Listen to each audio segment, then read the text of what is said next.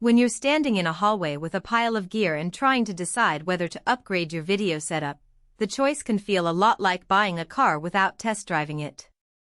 You worry about overspending, you wonder if the new camera will actually simplify your workflow, and you're scared of ending up with a box that looks great on specs sheets but stalls when you need it most.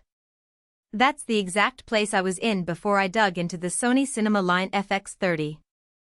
The link is in the description if you want to check the product details on Amazon, and I'll try to give you a clear picture of what it does in real-world shooting, so you can decide whether it's the right fit for you or a detour you can skip.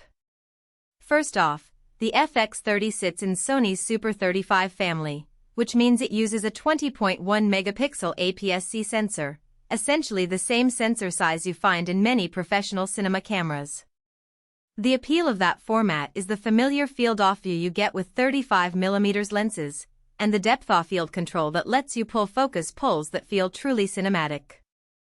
If you've been using a cropped sensor mirrorless camera, say a Sony A6400 or a Fujifilm X-T4, and you're looking for that next step toward a film-like look without moving to full frame, the FX30 lands squarely in that sweet spot. One of the first concerns I had was autofocus. In a lot of cinema-style bodies, you get manual focus only, which means you need a follow-focus rig and a lot of rehearsal. Sony, however, kept its fast hybrid AF system in the FX30. In practice, that means the camera can lock onto a subject within a couple of seconds, and the focus points track smoothly even when you move around a bit. I tested it on a small indie set where actors were moving between 5 and 12 feet away, and the AF held steady without jitter. That's a big win if you're a solo creator or a small crew who can't afford a dedicated focus puller. It's also reassuring for anyone who's still learning to pull focus. The camera's confidence lets you concentrate on composition and storytelling rather than micromanaging the focus ring. Low light performance is another area where the FX30 earns its keep. Thanks to the dual base ISO 800 and ISO 12800, the sensor can stay relatively clean when you crank the gain up to ISO 25600. In a recent nighttime shoot in a poorly lit restaurant, I was able to stay at ISO 6400 and still get clean footage with only a single 25mm f/1.8 lens. The grain was minimal, and the dynamic range held up enough that highlights didn't blow out when I moved the light source around.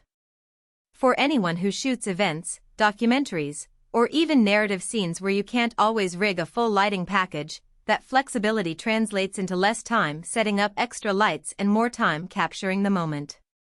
Stabilization on the FX30 is purely in-body, and it's quite effective for handheld work.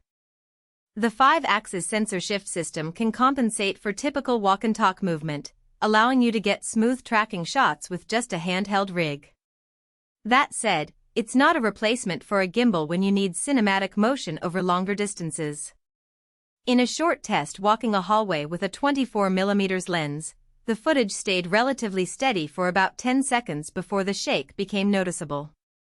For run-and-gun situations, like a quick interview or a brawl segment, the stabilization gives you clean footage without a tripod. If you plan to do more elaborate crane or dolly moves, you'll still want a rig. Another practical point is the lens ecosystem. Being a Sony E-mount body, the FX30 can accept everything from legacy E-mount lenses with an adapter to the latest Sony G Master glass. In my case, I used a mix of vintage primes and a couple of modern zooms. The adapters didn't introduce any focus or aperture lag, which is good news for people who have already invested heavily in lenses. However, be aware that many cinema-grade lenses with geared focus rings, the ones you'd find on a dedicated cinema camera, still require an external focus motor if you want consistent motorized pulling. For a hobbyist or a small team production, the ability to mix and match lenses without a huge extra cost is a real advantage. Now, let's talk menu navigation. Sony's menus, especially in its cinema line, can feel a bit dense at first glance. The FX30 keeps the same hierarchy that you see on the bigger FX6 and FX9, which means there are multiple layers for picture profiles, ISO settings, and log options. After a couple of days of use, I grew comfortable switching between S-Cinetone, which gives that reedited look, and the more flexible SONY log mode, where you can embed user LUTs directly into the HDMI output.